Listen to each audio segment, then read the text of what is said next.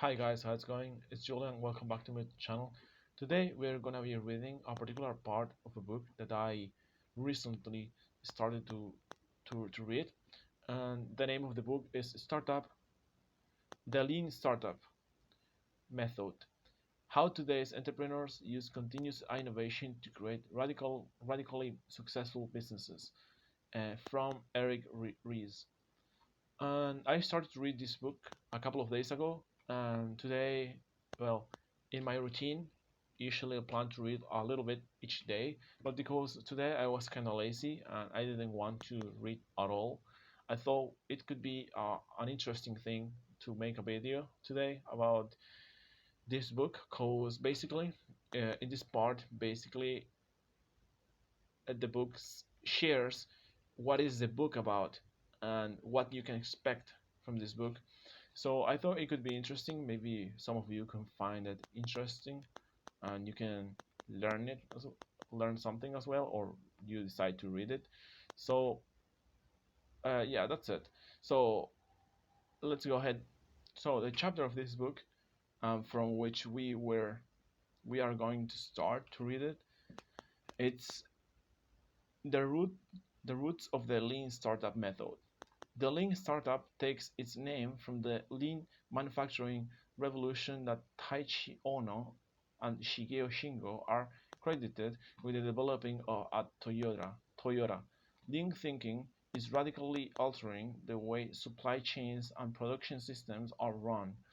Among its among its tenets are drawing on the knowledge and creativity of individual workers, the shrinking of batch sizes, just-in-time production and inventory control, and an acceleration of cycle times.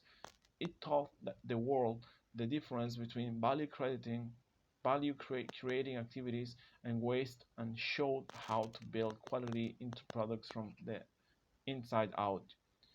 The lean startup adapts these ideas to the context of entrepreneurship, proposing that entrepreneurs judge their progress differently from the way other kinds of ventures do. Progress in manufacturing is measured by production of high quality physical goods. As well as we'll see in chapter 3, the lean startup uses a different unit of progress called validated learning, with scientific learning as our yardstick. We can discover and eliminate the sources of waste that are plaguing entrepreneurship.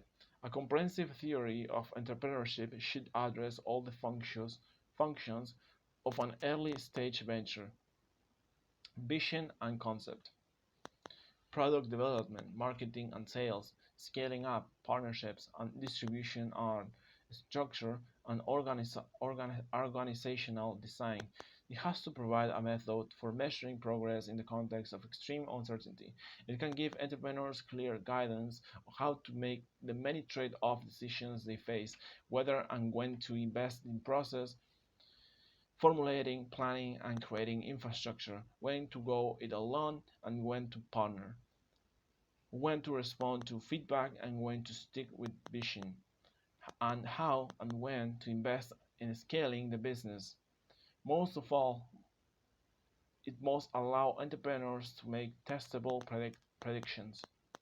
For example, consider the recommendation that you build cross-functional teams and hold them accountable to what we call learning milestones, instead of organizing your company into strict functional departments: marketing, sales, information, technology, human resources, etc., that hold people accountable for performing well in their specialized areas. See chapter 7. Perhaps you agree with these recommendations, or perhaps you are skeptical. Either way, if you decide to implement it, I predict that you pretty quickly will get feedback from your teams that new process is reducing their productivity. They will ask to go back to the old way of working, in which they had the opportunity to stay efficient by working in larger batches and passing work between departments. It's safe to predict this result, and not just because I have seen it many times in the companies I work with. It is a straightforward prediction of the lean startup theory itself. When people are used to evaluating their productivity locally, they feel that a good day is one in which they did their job well all day. When I worked as a programmer, that meant eight, 8 straight hours of programming without interruption. That was a good day. In contrast, if I was interrupted with questions, processes, or heaven forbid, meetings, I felt bad. What I did, I really accomplished that day. Code and product features were tangible to me. I could see them, understand them, and show them off. Learning, by contrast, is frustratingly intangible. The lean startup asks people to start measuring their productivity differently because startups often accidentally build something nobody wants.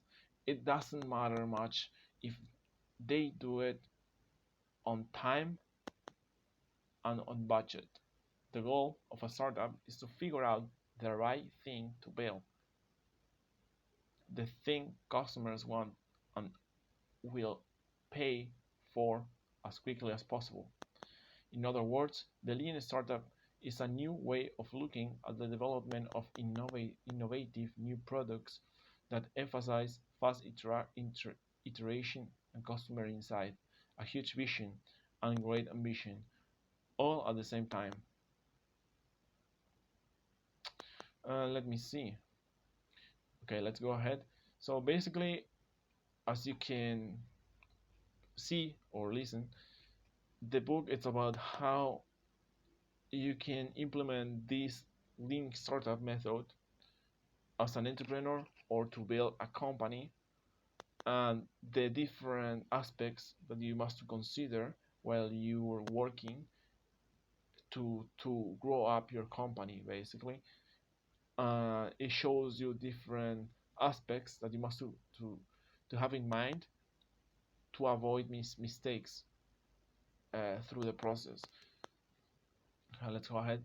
Henry Ford is one of the most successful and celebrated entrepreneurs of all times. Since the idea of management has been bound up with the history of the automobile since its first days, I believe it I believe it is fitting to use the automobile as a metaphor for a startup. An internal combustion automobile is powered by two important and very different feedback loops. The first feedback loop is deep inside the engine. Before Henry Ford was a famous CEO, he was an engineer. He spent his days and nights tinkering in his garage with the precise mechanics of getting the engine cylinders to move. Each each tiny explosion within the cylinder provides the motive force to turn the wheels but also drives the ignition of the next explosion. Unless the timing of this feedback loop is managed precisely, the engine will sputter and break down. Startups have a similar engine that I call the engine of growth. The markets and customers for startups are diverse. A toy company, a consulting firm, and a manufacturing plant may not seem like they have much in common, but as we'll see, they operate with the same engine of growth. Every new version of a product, every new feature, and every new marketing program is an attempt to improve this engine of growth. Like Henry Ford's tinkering in his garage, not all of these changes turn out to be improvements. New product development happens in fits and starts. Much of the time in a startup's life is spent tuning the engine by making improvements in product marketing or operations. The second important feedback loop in an automobile is between the driver and the steering wheel. This feedback is so immediate and automatic that we often don't think about it, but it is steering that differentiates driving from most other forms of transformations. If you have a daily commute, you probably know the route. so so well that your hands seem to steer you there on their own accord. Um, Let me see. Uh, we can practically drive the route in our sleep. Yet, if I ask you to close your eyes and write down exactly how to get to your office, know the street, no, not the strict directions, but every action you need to take, every push of hand on wheel and foot on pedals, you find it impossible. The choreography of driving is incredibly complex when one slows down to think about it. By contrast, a rocket ship requires just this kind of in advance calibration. It must be launched with the most precise instructions on what to do. Every thrust, every firing of a booster, and every change in direction. The tiniest error at the point of launch could yield catastrophic results thousands of miles later. Unfortunately, too many startup business plans look more like they are planning to launch a rocket ship than drive a car. They prescribe the steps to take and the results to expect in excruciating detail. And as in planning to launch a rocket, they are set up in such a way that even tiny errors in assumptions can lead to catastrophic outcomes. One company I work with had the misfortune of forecasting significant customer adoption in the millions for one of its new products, powered by a splashy launch. Powered by a splashy launch, the company successfully executed its plan. Unfortunately, customers did not flock to the product in great numbers. Even worse, the company had invested in massive infrastructure, hiring, and support to handle the influx of customers it expected. When the customers failed to materialize, the company, um, sorry, when the customers failed to materialize, the company had committed itself to completely. When the customers failed to materialize, the company had committed itself so completely that they could not adapt in time. They had achieved failure successfully, faithfully, and rigorously executing a plan that turned out to have been utterly flawed. The Lean Startup method, in contrast, is designed to teach you how to drive a startup instead of making complex plans that are based on a lot of assumptions. You can make constant adjustments with a steering wheel called the build measure learn feedback loop. Through this process of steering, we can learn when and if it's time to make a sharp turn called a pivot or whether we should persevere along our current path. Once we have an engine that's revved up, the Lean Startup offers methods to scale and grow the business with maximum acceleration. Throughout the process of driving, you always have a clear idea of where you're going. If you're commuting to work, you don't give up because there is they detour in the road or you made a wrong turn. You remain thoughtfully focused on getting to your destination. Startups also have a true north, a destination in mind, creating a thriving and world-changing business. I call that a startup's vision. To achieve that vision, startups employ a strategy which includes a business model, a product roadmap, a point of view about partners and competitors, and ideas about how the customers will be. The product is the end result of this strategy. See the chart on this page. Well, there is a chart. Basically, it's a pyramid which has in the top of it the product, the strategy, and the vision. Products change constantly through the process of optimization, what I call tuning the engine. Less frequently, the strategy may have to change, called a pivot. However, the overarching vision rarely changes. Entrepreneurs are committed to seeing the startup through. Uh, However, the overarching vision rarely changes. Entrepreneurs are committed to seeing the startup through to that destination. Every setback is an opportunity for learning how to get where they want to go. See the chart below. Change. Well, basically here we have the same. It's a pyramid with the product, the strategy in the middle, and the vision uh, as a base. And in the product we have the optimization, and the strategy we have the pivot. So in real life, a startup is a portfolio of activities. A lot is happening simultaneously. The engine is running, acquiring new customers and serving existing ones. We are tuning, trying to improve our product, marketing, and operations, and we are steering, deciding if if and when to pivot. The challenge of entrepreneurship is to balance all these activities. Even the smallest startup faces the challenge of supporting existing customers while trying to innovate. That's important. That's an important quote. Even the smallest startup faces the challenge of supporting existing customers while trying to innovate.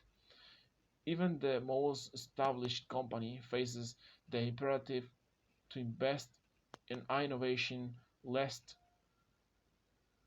it becomes uh, even the most established company faces the imperative to invest in innovation lest it become obsolete.